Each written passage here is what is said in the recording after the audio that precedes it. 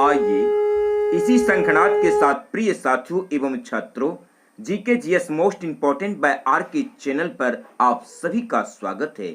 पिछले वीडियो की भांति इस वीडियो में भी 50 most important selected question answer दिए गए हैं जो जीके जीएस से संबंधित सभी प्रकार की प्रतियोगिता परीक्षाओं के लिए बहुत ही महत्वपूर्ण एवं उपयोगी है।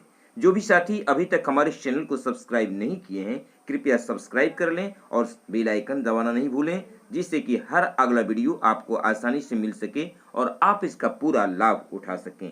तो आइए, मेरा पहला प्रश्न है, हाल ही में किस देश में विदेशी मुद्रा संकट के कारण खाद्य आपातकाल की घोषणा की गई है?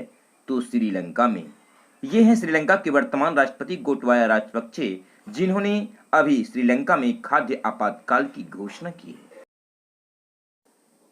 नेक्स्ट प्रश्न है कि महात्मा गांधी ने 1930 ईस्वी में सिविल अवज्ञा आंदोलन कहां से आरंभ की थी? तो साबरमती आश्रम से। नेक्स्ट प्रश्न है कि आवर्धक लेंस वास्तव में क्या होता है? तो ये उत्तल लेंस होता है।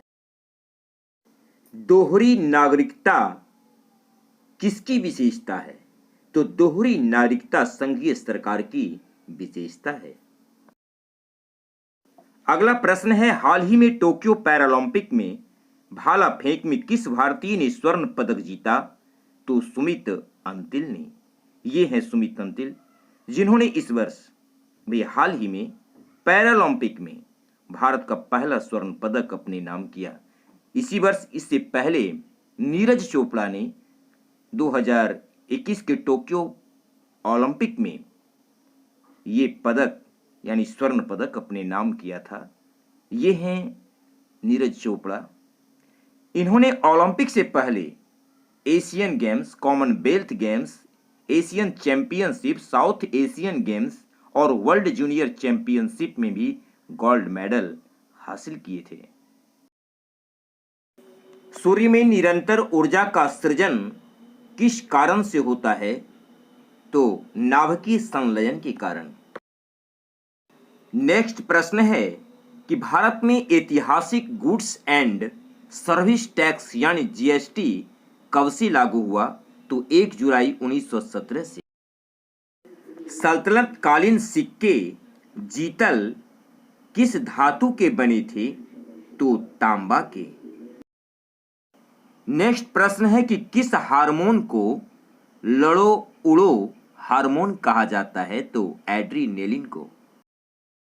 आइए, अगला प्रश्न है कि एक देशांतर को पार करने में दो स्थानों के स्थानीय समय के बीच क्या अंतर होता है? तो 4 मिनट का। अगला प्रश्न है कि उबेर कप और थॉमस कप किस खेल में उत्कृष्ट प्रदर्शन के लिए दिए जाते हैं? तो बैडमिंटन के लिए। हमारे द्वारा छोड़ी गई सांस की हवा में कार्बन डाइऑक्साइड की मात्रा लगभग कितने प्रतिशत होती है? तो 4%। नेक्स्ट प्रश्न है कि भारत किस देश को सर्वाधिक लौह अयस्क का निर्यात करता है? तो जापान को। वेदों में संपूर्ण सच्चाई निहित है, इसकी व्याख्या किसके द्वारा की गई है? तो स्वामी दयानंद सरस्वती के द्वारा। सूखा बालू चमकीला क्यों दिखाई देता है जबकि गीला बालू चमकहीन होता है? तो परावर्तन के कारण। नेक्स्ट प्रश्न है कि अमीर कोही नामक कृषि विभाग की स्थापना किस सल्तनत कालीन सुल्तान ने की थी? तो मोहम्मद बिन तुगलक ने। नेक्स्ट, कोरोना वायरस से सुरक्षा हेतु पूर्ण टीकाकरण करने वाला भारत का पहला केंद्र शासित प्रदेश कौन है? तो लद्दाख, जबकि राज्यों में हिमाचल प्रदेश। अगला प्रश्न है कि परिसंचरण तंत्र में रक्त के थक्के की स्थिति का पता लगाने के लिए किस समस्थानिक का प्रयोग किया जाता है? तो सोडियम 24 का। संसद के किसी सदस्य की सदस्यता समाप्त समझी जाती है यदि वह कितने दिनों तक सदन को सूचित किए बिना अनुपस्थित रहता है? तो 60 दिनों तक। अगला प्रश्न है कि विश्व में सर्वप्रथम जनसंख्या नीति बनाने वाला देश कौन है? तो भारत। नेक्स्ट, वनों के संरक्षण एवं संवर्धन से संबंधित क्रिया क्या कहलाती है? तो सिल्वीकल्चर।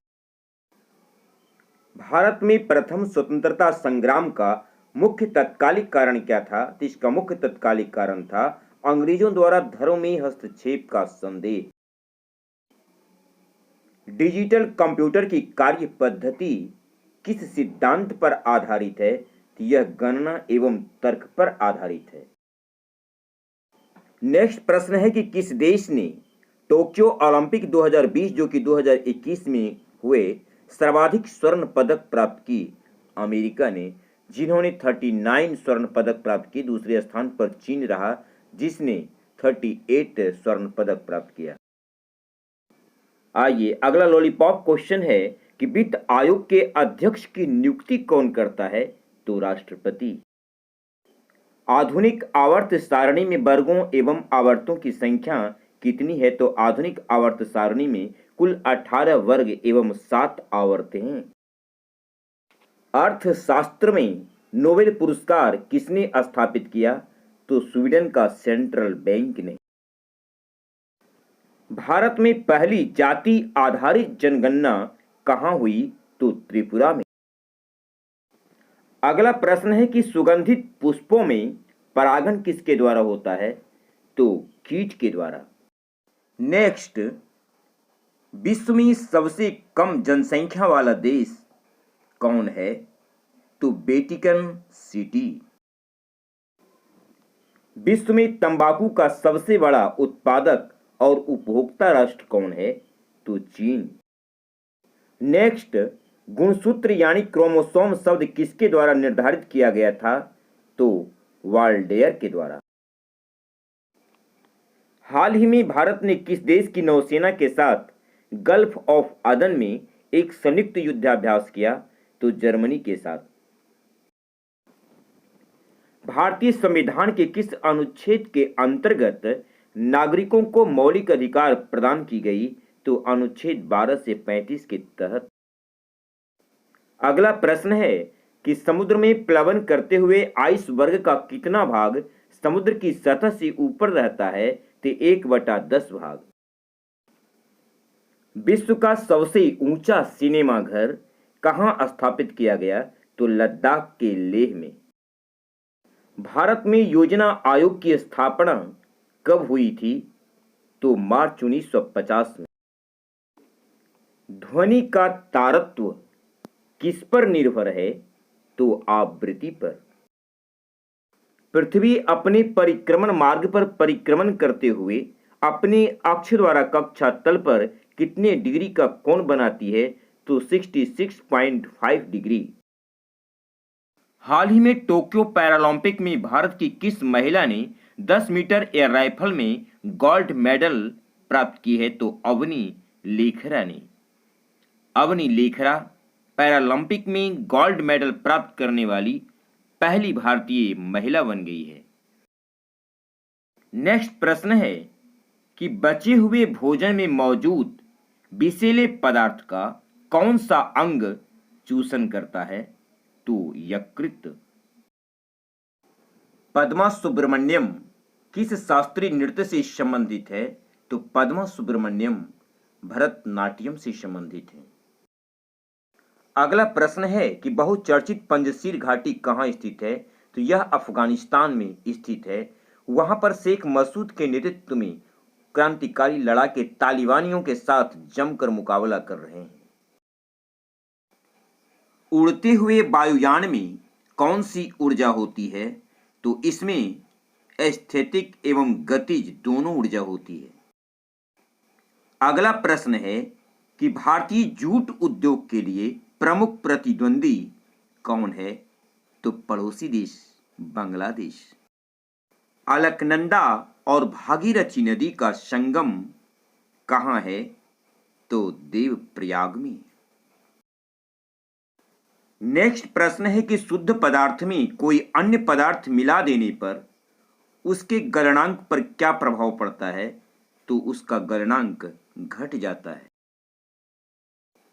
T20 में 7 विकेट लेने वाली विश्व की पहली महिला खिलाड़ी कौन बन गई? तो नीदरलैंड की 21 वर्षीय खिलाड़ी फ्रेडरिक ओवरडीजक।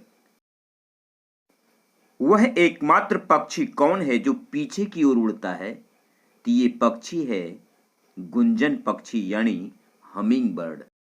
आइए अंतिम और 50वां प्रश्न है कि हाल ही में किस देश में नेस्ट नाइल वायरस के सर्वाधिक मामले सामने आए? तो ये आफत अभी रूस में आए हैं।